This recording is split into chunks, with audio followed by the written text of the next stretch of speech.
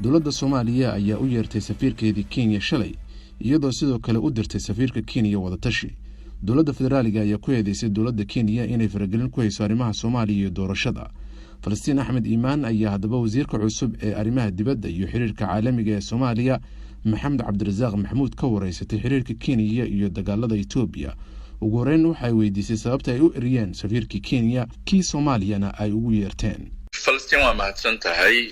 Horta aan ku saxo safiirka Kenya lama erinin. dowladda Soomaaliya ayadoo qabta tabashooyin ayay waxay u yeeratay safiirkeeda u fadhiya dalka Kenya si aan wada xaajood iyo wada tashi u samayno.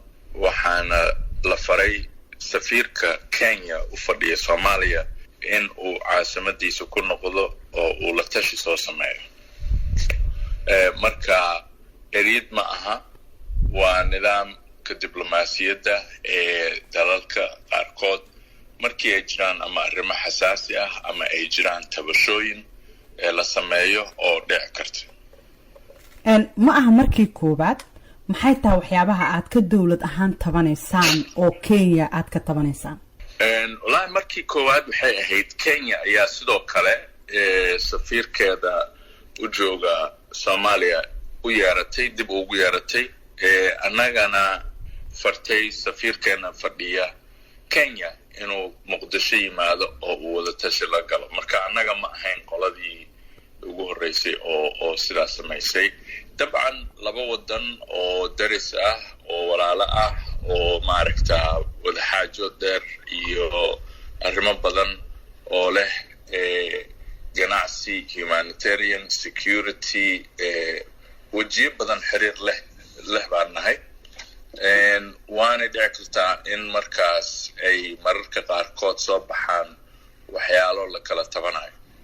marka markii hore Kenya ayay ahayd ciddii wax tabanaysay. marka hadda maxaad tabanayseen adinka oo aad ku salayseen inaad u yeertaan safiirkeena?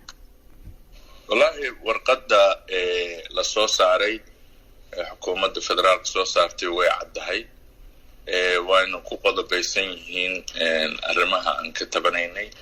taas waxaa ugu muhiimsan in Kenya ay in muddo ahba ay maaragta culays ku haysay siyaasiyiinta Soomaaliyeed iyo madaxda dowlad goboleedyada oo ay maaragta faragelin toos ku hayso arrimaha doorashooyinka oo ah arrimo gudo oo dalna aan dalkiisa loo baahnayn inuu ku xadgudbo. waxay ka mid tahay 10 qodob ee ugu horeeya charterka ama axadiga lagu aasaasay African Unionka 1963 in aan dalna dal kale arrimihiisa dakhliga ku faragelin. wasiir, waxaa jirta dhinaca kale wadanka dariska nala ah Ethiopia waxaa ka taagan qulqulatooyin gaar ahaan gobolka waqooyi ee Tigray. dagaalkaasi wuxuu u dhaxeeyay maamulka gobolkaasi iyo dowladda dhexe. maxay tahay aragtida dowladda federaalka ay ka qabto dagaalkaas? aragti ah oo dowladda federaalka ay ka qabi karto dalka kale gudihiisa waxa ka socda runtii ma jiraan. aan ka ahayn in Ethiopia ay sidoo kale ayadana tahay dal daris nala ah oo wixii ku yimaada oo ah maaragta ama dagaalo ama maaragtay wixii kaloo sababi kara in regionka oo dhan uu noqdo xasilooni darro. dabcan annagana waana saameynaysaa. taas walba waa ka qabnaa mid bini aadannimo marna maaragtay dad khilaaf siyaasadeed iyo dagaal iyo soo kala dhexgalay ma jeclin in maaragtay aan aragno sidaan annagaba u jeclayn in wadamada kale ee Afrika nala ah ama gaar ahaan kuwa dariska nala ah aysan ugu farxaynin ama aysan u rabin regionka inay ku yimaadaan wax khalkhal ah.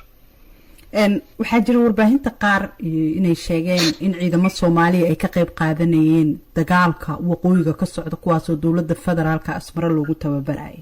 ma jirtaa arrintaas waxa kala socoto? arrintaas ma jirto. arrintaas wax ka jira male, wax aqli kala ma aha.